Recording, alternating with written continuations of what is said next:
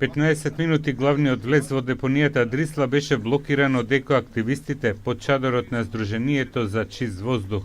Тие од властите побараа поригорозни мерки против загадувањето на воздухот и настојуваат да дознаат што всушност се согорува во депонијата.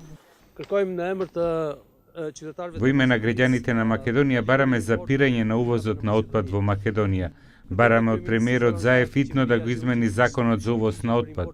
Стопирањето на увозот на отпад значително би го намалил степенот на аерозагадувањето, особено во Скопје. Сериозните сомневања за горење на медицински отпад во Дрисла, без исполнување на соодветниот стандард, се една од причините за загадувањето на воздухот.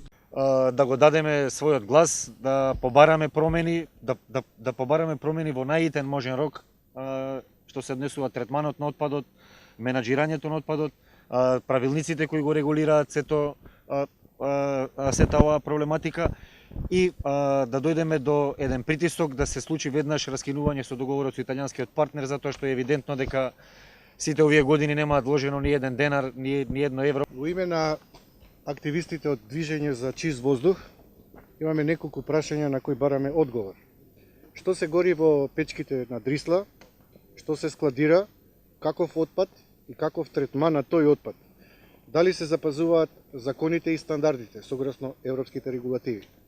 Дали се увезува отпад од други земји и дали се декларираат тој отпад како отпад?